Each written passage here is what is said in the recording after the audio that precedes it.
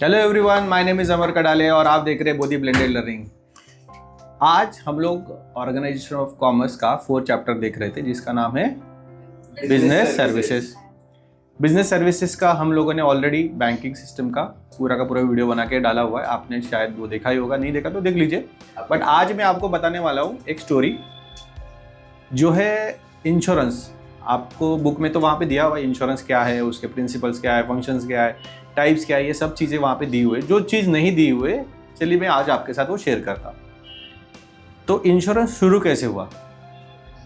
तो जब मैंने इसके बारे में थोड़ा ढूंढा तो मुझे एक स्टोरी वहाँ पे मिली। वो स्टोरी है गौतम बुद्ध की।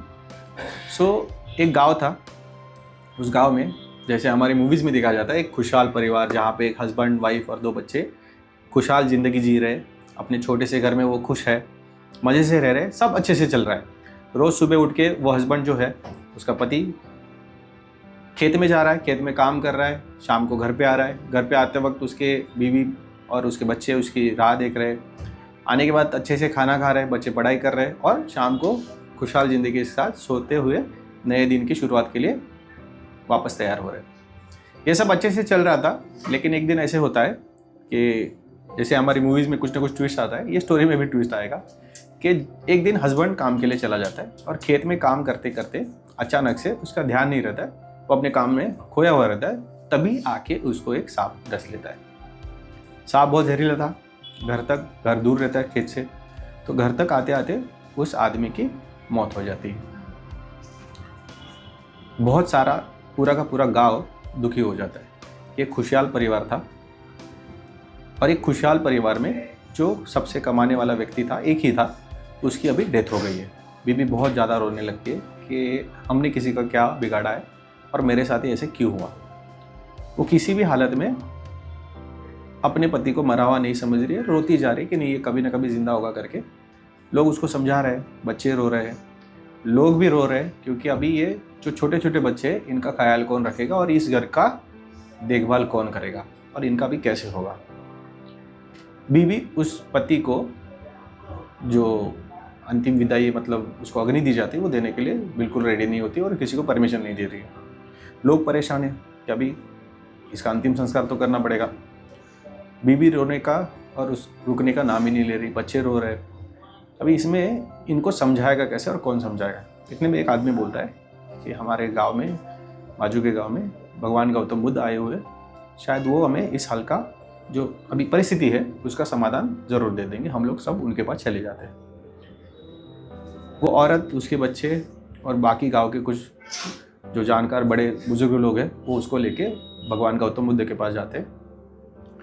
वो औरत रोते रोते अपना दुख बता दिए कि भगवान, हम लोगों ने हमेशा भला काम किया, अच्छा काम किया हुआ है, तो हमारे साथ ऐसा बुरा क्यों हुआ? मेरे अभी बच्चे छोटे ही है, हमारी शादी को अभी कुछ साल ही हुए थे, हमारा खुशहाल परिवार था, सब अच्छा चल रहा था, इतने में मेरे घर में ही ऐसा दुखद घटना क्यों हुई और मेरे पति की ही मौत ऐसे क्यों हुई?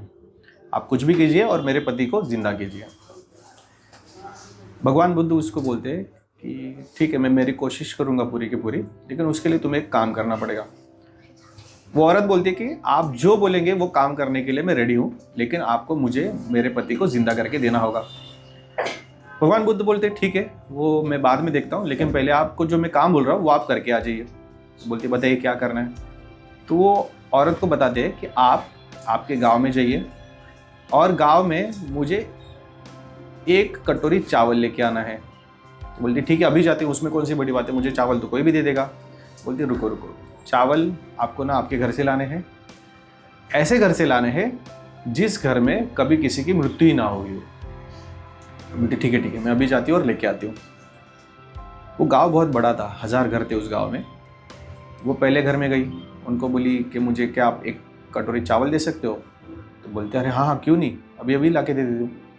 जैसे ही वो औरत चावल लेके आती है, उसको याद आता है कि भगवान गौतम बुद्ध ने उसको एक कंडीशन डाली थी, और वो कंडीशन ये थी कि ये ध्यान रखना है कि आपके घर में, इस जो घर से आप चावल ला रहे हैं, उस घर में किसी की मृत्यु कभी ना हुई हो। तो वो उतने में रुकती है, रुको, लेकिन आपके घर में क्या कभी किसी की मृत्यु हुई है? वो उस औरत को पूछती है। बोलती ऐसे क्यों पूछ, ये क्या सवाल हुआ? बोले नहीं आप बता दो, तभी मैं आपके चावल ले सकती हूँ। मुझे बताया गया है ऐसे घर से चावल लाना है जिस घर में कभी किसी की मृत्यु ना हुई हो। तो औरत बोलती नहीं नहीं ऐसे तो नहीं हुआ है, मेरे दादाजी तो गुजर गए थे पिछले साल ही। तो बोलती नहीं नहीं फिर मैं आपसे चावल नहीं ले सकती। ऐसे करके वो दूसरे घर में जाती है, दूसरे घर में भी वो चावल लेके आते हैं, उनको भी पूछती है कि आपके घर में कभी किसी की मृत्यु हुई है? तो बोलते हैं हाँ 10 साल पहले हमारे ये रिश्तेदार की मृत्यु हुई है, हमारे दादाजी, पिताजी, भाई, बहन, चाचा, ऐसे हर एक घर में उसको कोई ना कोई नाम मिलता है और वो बता देता है कि हमारे घर में किसी न किसी मृत्यु हुई है। वो औरत थक जाती है, पूरे के पूरे 1000 घर खत्म हो जाते हैं, लेकिन उसको ऐसा एक भी घर नहीं मिलता जिसमें किसी की मृत्यु ना हुई। अभी वो औरत थोड़ा थोड़ा समझ जाती है और भगवान बुद्ध के पास आती है। तो भगवान बुद्ध उसको मिलते, जब पूछते हैं क्या हुआ, चावल नहीं लेके आई? तो बोली नहीं भगवान, मुझे ऐसा एक भी घर नहीं मिला जहाँ पे किसी की मृत्यु ना हुई हो। तब भगवान उसको बोलते हैं कि जो जिंदा हुआ है, पैदा हुआ है, उसका मृत्यु तो होना ही होना है। वो कब होगा, कैसे होगा, ये नहीं पता। इसीलिए जो एक बार गया है उसको वापस लाना संभव नहीं है। और आप अभी तक जो सोच रही थी कि हमारे साथ ही ऐसे कैसे हुआ, तो आपको शायद अभी तक पता चला होगा कि ये हर एक के साथ होने ही वाला है। वो चाहे मैं हूँ और आप हो या फिर आपके पति है। उस औरत को ये बात समझ में आती है और वो अपने पति को अग्नि देने की परमिशन दे देती है। लेकिन जिस उम्मीद से, आशा से लोग भगवान बुद्ध के पास गए थे, उस उम्मीद को भगवान बुद्ध ज़रूर पूरी करते हैं। वो उस पूरे गांव के जो बुजुर्ग थे उनको एक बात बताते हैं कि आप क्या करो, उस पति को तो मैं वापस नहीं ला सकता, लेकिन वो जो पति काम कर रहा था उस काम को हम सब मिलके पूरा कर सकते हैं। तो सब लोग बोलते हैं ये मतलब ऐसे क्या, कौन सा काम हम लोग कर सकते हैं? देखिए वो औरत रोते वक्त क्या पूछ रही है कि अभी मेरे बच्चों को कौन संभालेगा, उनका पालन पोषण कौन करेगा, उनकी पढ़ाई लिखाई के लिए खर्चा कौन लाएगा। तो हम लोग फिजिकली तो किसी इंसान को वापस नहीं ला सकते, बट हाँ उस इंसान की जो इकोनॉमिकल लाइबिलिटीज़ थी, जो कंडीशन वो फुलफिल कर रहा था, उसको हम लोग ज़रूर पूरा कर सकते हैं। तो सब लोग बोलते हैं ठीक है भगवान आप बता दीजिए क्या करना है। तब वो बताते हैं कि आज के बाद कभी भी किसी भी घर में जो कमाने वाला व्यक्ति है, अगर उसकी मृत्यु हो जाती है तो आप सभी लोग मिलके सिर्फ 1-1 रुपया करके उस घर में जाके आपको दे देना है। तो बोले ठीक है 1 रुपया तो बहुत बड़ी बात नहीं, हम लोग सब लोग दे सकते हैं। तो उस वक्त उस औरत को 1-1 रुपया करके, मैंने आपको पहले बताया गांव में 1000 घर थे, 1000 रुपये मिल गए। उस 1000 रुपये में उस औरत का आराम से अगले 15-20 साल का खर्चा हो गया। उसके बच्चे बड़े हुए, जैसे उसके पति खर्चा कर रहे थे, उनका पालन पोषण कर रहे थे, वैसे ही पालन पोषण हुआ।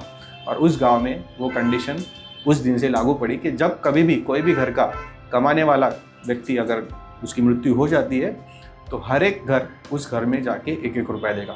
आपको शायद वो 1 रुपया छोटा लगता होगा, लेकिन ये भगवान बुद्ध के वक्त की स्टोरी है। एक सिस्टम हमें बता देती है कि इंश्योरेंस कैसे चलता है। Insurance is a cumulative concept जहाँ पे बहुत सारे लोग मिलके अपना एक कंट्रीब्यूशन देते हैं, और जब किसी इंसान की डेथ हो जाती है तो उसने जितने अमाउंट का इंश्योरेंस निकाला हुआ है उतने अमाउंट का कंपेंसेशन उस आदमी के नॉमिनीज को या जो भी जिसको भी उन्होंने वारसदार रखा हुआ है उनको दिया जाता है। तो इस कंसेप्ट से इंश्योरेंस चालू हुआ था। और ये तो भगवान बुद्ध का समय का स्टोरी है।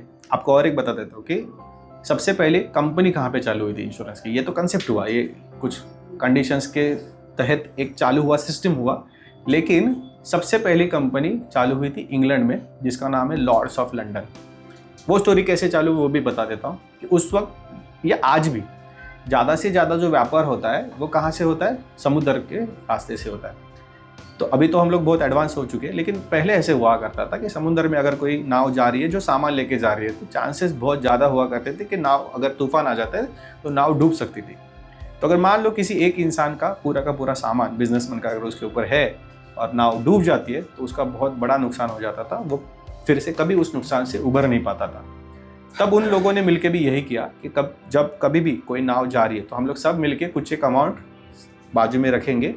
अगर उसमें से कोई नाव डूब जाती है तो जो बाजू में रखा हुआ पैसा है वो पैसा हम लोग उस व्यापारी को देंगे ताकि उसका वो नुकसान भर जाए या उसकी कोई तो उसका मुआवजा उसको मिल सके। तो ऐसे करके ये कंसेप्ट चालू हुआ था, और देखते ही देखते उस कंसेप्ट को मिलके जिन लोगों ने चालू किया था उन्होंने उस कंपनी का नाम रखा लॉर्ड्स ऑफ लंदन, जो कि आज भी इतने सालों बाद भी लंदन में काम कर रही है। तो ये हमारा इंश्योरेंस का थोड़ा बहुत हिस्ट्री था। आई होप आपको पसंद आएगा। पसंद आए तो कमेंट में बता देना। Thank you.